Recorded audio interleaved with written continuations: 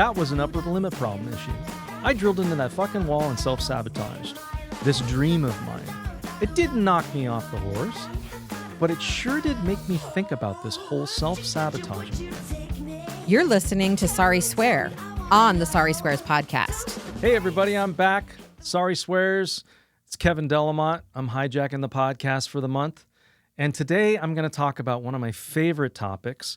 One of the topics that I used to think was a bunch of bullshit. So did Sari. It's the topic of manifestation. And I know, you're probably thinking, oh God, that woo-woo shit. What do I need to start burning sage and worshiping at altars? And I need these like magical powers for this to happen. This is just ridiculous stuff.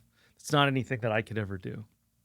Well, I'm going to push back on that because what I've learned over the years, I really wanted to figure out this manifestation thing. And I wanted to figure it out in a way that was really, really tangible for me because it just was so abstract. So I've done a lot of research over the years, and I figured out that most of what is going on here, I mean, I know there's the universe that's at play, but most of what's going on here is brain science and intentionality and a certain approach to life and having these habits that reinforce what you really want. So today I'm going to get into how to do it and the research that's behind it. A lot of research I can give you too is my personal experience in it. And Sari's told stories about hers, but I can give you mine, which is one of my favorite stories, and I'll talk about that in a little bit. I used 3 separate resources for this particular episode. One is, it was a book that I found at the Portland airport. We have a Powell's bookstore, which Powell's is a famous bookstore in Portland that people that have been here usually know about. It's massive. It's one of the biggest bookstores in the world. Well, we have a small little version of it in our airport. And they've got some pretty good books in there. And I came across this book that was orange, so it stood out, and it was called Manifest, 7 Steps to Living Your Best Life by Roxy Nafousi. I'm saying her name right. The other resource I'm using is The Big Leap, which Sari's talked about a lot by Gay Hendricks, which is something that is, it's a very powerful book and a great resource for answering the questions about manifestation, about dreams that you have and how you can actually fulfill them and making it really concrete, and talks about zone of genius. I'm not going to get into that today. And you can look back at other episodes where Sari's talked about zone of genius. Today, I'm really going to get in what trips you up from manifestation. And there's a real big specific thing that's in the book, and I'll get into that in a little bit. And then the next resource is Power of Consistency by Weldon Long. Well, you've probably heard Sari talk about that too. But this is how you can really start practically doing things to start doing this manifesting thing and start really making it a reality in your life. Now, I'm going to read from this Manifest book, which it's a pretty cool book. I don't know, it looks cool, but it's got a lot of nice little quick quotes and juicy details about manifestation that I thought were pretty neat. One of the things that was a little statistic that I never heard of before about manifestation is how directly related it is to our conscious and subconscious. So according to this research here, it says according to research, only 5% of our cognitive activity is conscious, while the remaining 95% is subconscious. That means that 95% of our thoughts, reactions, decisions, and perceptions and behavioral patterns are driven by the subconscious parts of our brain. And it goes further to say, but while our subconscious has unlimited power to drive us towards our dreams, it also has the power to hold us back from them. This is because our subconscious is home to the 2 things that block any manifestation: fear and doubt. Ooh, yeah. Oh, yeah. And that's going to get in. We're going to get into that with The Big Leap, because fear and doubt, that is the killer of manifestation. It is the killer of those dreams. And fear and doubt. So I'm going to jump into a concept that's called the upper limit problem. And that comes from this book, The Big Leap by Gay Hendricks. It's a fantastic book. I probably read this cover to cover at least 3 times. So, all right, let's get into this upper limit problem and what it is. So basically, he calls it the upper limit problem, but really what it is it's your saboteur. And it's rooted in your saboteur, but self-sabotage that we run into. So it says here, solving one problem and freeing yourself. By its very nature, the upper limit problem is unsolvable in your ordinary state of consciousness. If you could solve it that way, you would have solved it a long time ago. Solving the upper limit problem is possible by only a leap of consciousness. Once you learn the way to solve problems, you'll have a tool you can apply wherever and whenever you want to increase your success. And he goes on to say the upper limit problem must be dissolved, not solved. You dissolve it by shining a laser-like beam of awareness on it, underpinning the false foundation that hold the upper limit problem in place. When you shine the light of awareness on the underpinnings, they disappear. Then you are free to soar, explore, and rest at home in the no-limit zone of your ultimate success. Okay, so the upper limit problem. That gets into what I was just talking about, how fear and doubt, coming from that manifestation book or manifest book, how fear and doubt are what get in the way. Well, the upper limit problem is, what encapsulates it is fear and doubt. What makes it is fear and doubt. Our saboteur is that, collection of limiting beliefs, that emotional backpack that gets in the way of our highest self, really realizing our greatness and standing in that. The upper limit problem is basically self-sabotage. So let me tell you a story about self-sabotage. Sari's maybe told this on the podcast before, but this is an interesting one. So when we first moved into our dream home that we live in now, we were just basking in the glory of this amazing place. And I had found a spot downstairs that was perfect for my man cave, to have my drum set and my records and the big screen TV with all the movies, all the stuff that I love to do in this room. And I was really excited about this room. And I had everything in there to set up, my drums and the TV and everything. So I thought, okay, well, let me set up the TV.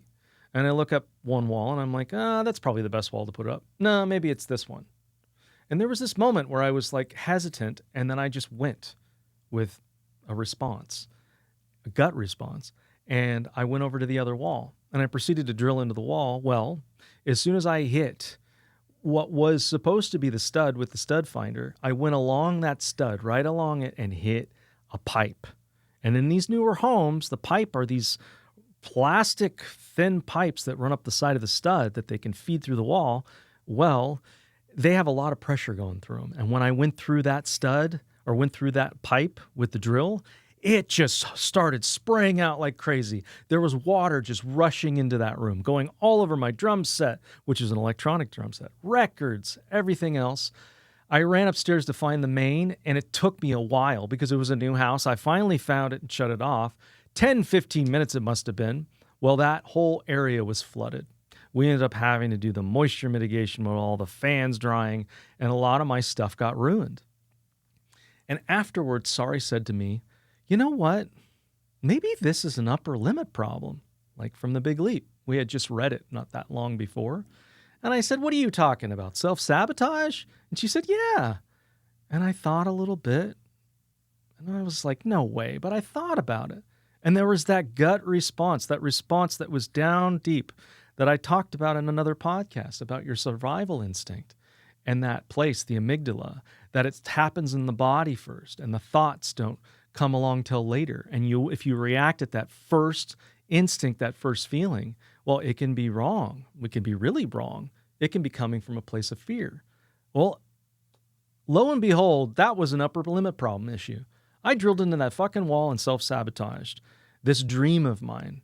It didn't knock me off the horse, but it sure did make me think about this whole self-sabotaging thing. So the key to being able to ward off or cut off the pass, this self-sabotage thing, this upper limit problem, is awareness. Awareness is the key here. Awareness is a huge part of manifestation.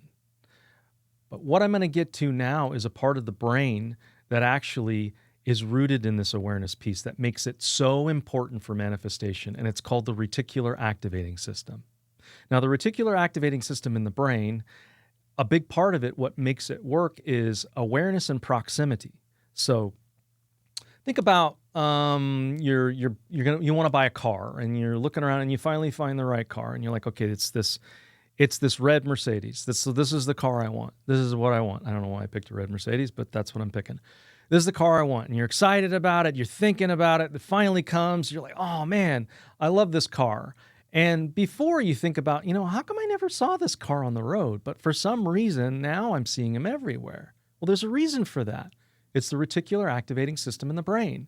So that involves being aware of something and being near something. So that's why you started seeing it. They were probably all over the place before. You just didn't notice them. You weren't aware of them. If you're a longtime listener, you've probably heard me say practice makes progress. And what better way to practice than with a fellow group of trial attorneys in person and with me? Our 2-day Command the Courtroom Masterclass sessions put the H2H method into action, and I'm there every step of the way with live coaching and feedback and finish mama fierceness. And don't just take my word for it. Here's what PI attorney Sean had to say about our 2-day masterclass. My biggest takeaway is that I now have a new approach as to how I'm going to enter the courtroom. It's a new energy, a new spirit, and it really gets me excited because that's actually the more fun part of what we do. And I'm looking forward to taking advantage of everything that I learned here. Now, seats are limited. These are small group, high-impact courtroom sessions, not an auditorium full of bored attorneys and dull lectures. If you want to change the way you go to trial and turn your practice into progress, visit sariswears.com/masterclass to register for a 2026 class today. That's sariswears.com/masterclass. How the reticular activating system in the brain works with manifestation is you start really becoming aware of what you want and start building on what you want in your mind, visualizing, writing it out, getting super, super clear.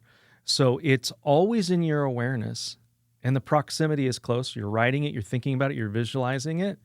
And these things all start showing up and the universe starts acting in accordance. That's when I get to the woo-woo stuff, because I have to say the universe, and yes, it does play into this.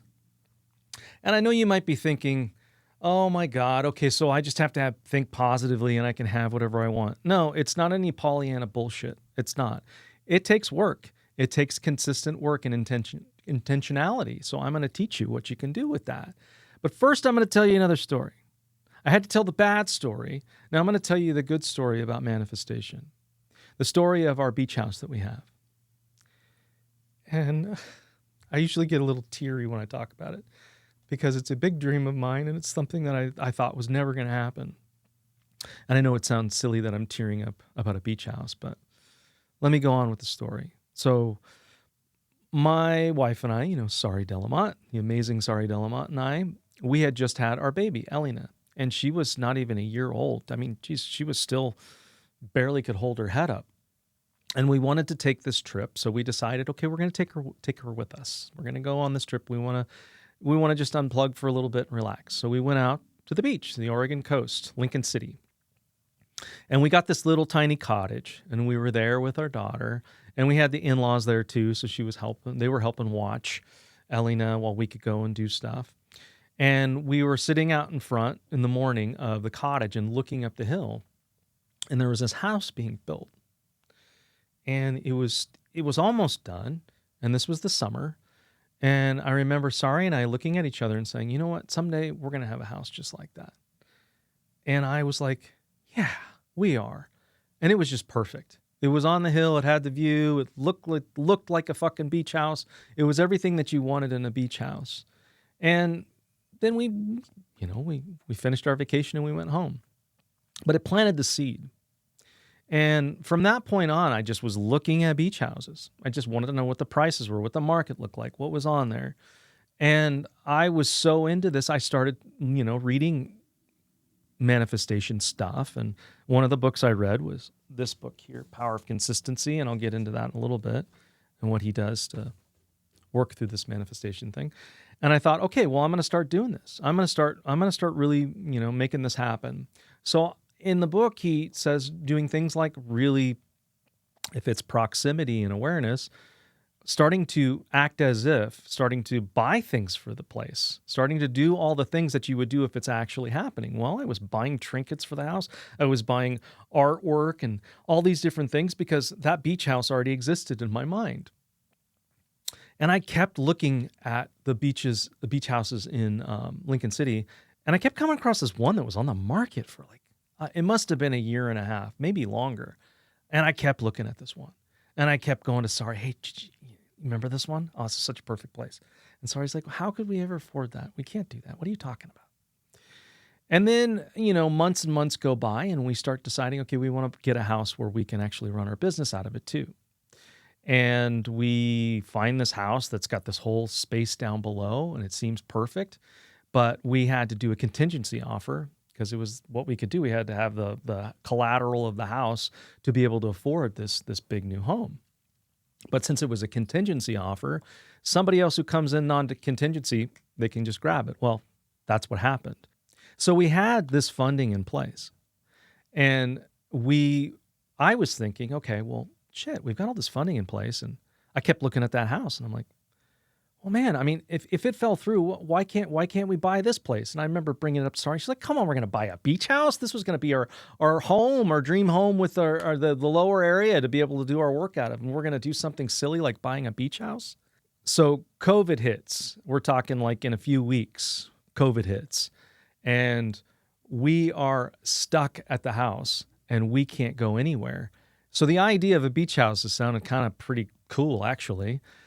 But we decide, okay, well, why don't we check this place out? So Sari and I go out to Lincoln City and the weather's nice and it's Memorial Day weekend. And we go up to the place. This gets me every time. And Sari looks up, I look up, and Sari looks over at me. And I got a shit memory, so I don't remember. She says, don't you remember? Remember, this is the house. I said, what? And she says, this is the house that we both sat and looked at and said this would be the perfect place. What if we had this house? And I was just total disbelief. And then it all came in and clicked in and I was like, you're right. Oh my God. So we walk up to the house, this house that we looked at, must have been, over a year ago, year and a half ago, and thought, wouldn't that be great? We walk up to this house, we look around, and it's perfect. It's everything we've ever wanted. Sari falls in love with it. We have the funding in place. We put an offer on the place. And I'm talking an hour later because everybody's going out of COVID to Lincoln City to try to find a beach house. Everybody just rushes in, and there's 5 other offers that are on this same home. But we had the first offer, so we get the house. That is manifestation. That is manifestation. I believed this. I thought about this. I dreamt this. I slept this. I ate this. I bought things for it. And I had it in my awareness. And I made this fucking thing happen. I manifested this. This is real, my friends. This is real. I'm getting teary because this is the kind of stuff that makes life worth living. We do have control of our experiences and our mindsets and the things that we want. And this is a big part of what that's all about. So let me tell you how to do it. So Weldon Long, the author of Power of Consistency, he talks about being the architect of your dreams, the architect of the things that you want. And in the book, some of the first stages of starting to get clear on what you want, because this is all about getting super clear. If you have a clear dream, something that you truly want, the manifestation process, it needs to be crystal clear and reinforced every day. So the first questions that he asks are, what do you want? What do you want to become? What do you want to contribute? What do you need to accomplish these things? And what limiting beliefs are holding you back in your personal life and business? Now, these are the first questions to ask and answer.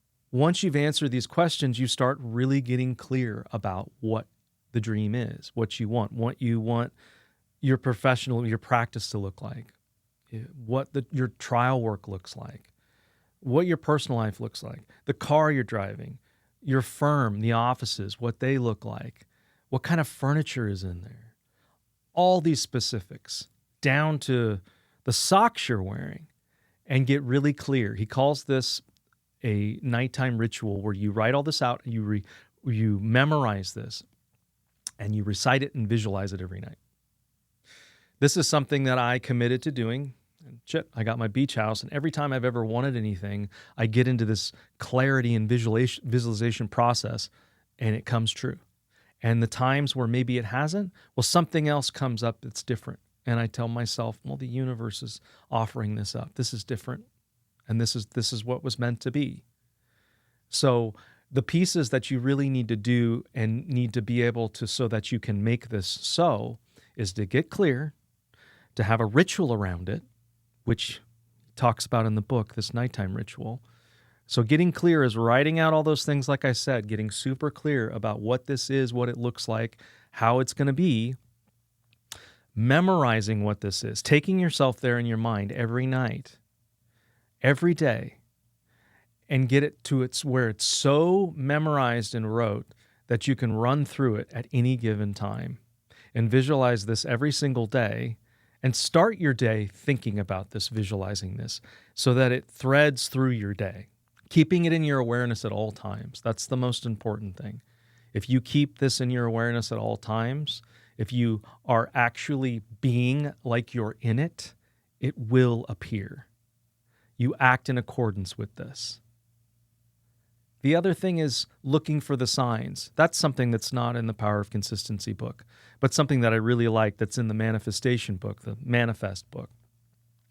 Looking for the signs that the universe is actually working in here, this, that your dreams are unfolding and the universe is a part of this. Looking for the signs is that awareness piece. And what will really help you with this is a mindfulness practice, a breathing practice.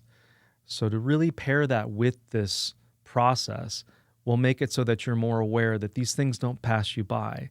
But what makes it even more so is when you are aware of these things that show up, that are connected to your dream, write them down. Things that come up, a person that you meet, something that you do, something that you come across that says, hey, this is a part of the dream. Write it down. And that can be also part of your ritual too, is this thing came up that showed me that this is so. Making this so in your mind and looking for the signs. So to recap, first off, the two books that you need to grab are The Big Leap by Gay Hendricks and Power of Consistency by Weldon Long. These books will really help you in this process. So first, be aware of your upper limit and the saboteur and how it you can self-sabotage and how it shows up. And keep track of that. Keep an eye out for that. And believing in this, really writing this out and having a ritual so that it's something that's always in your awareness. Well, that upper limit problem, it'll show up. The saboteur will show up and it'll try to tell you that this is a bunch of fucking horseshit, but it's not. Don't quit. Keep this ritual going. Get clear, keep the ritual going, visualize. Don't let the saboteur and upper limit kick in.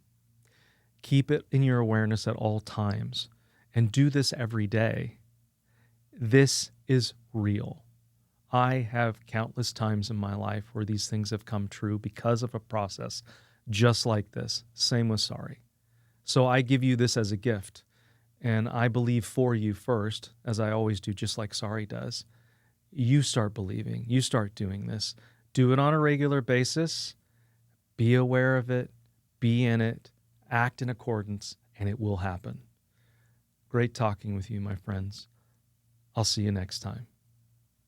Thank you for listening to the very end of this episode, A+.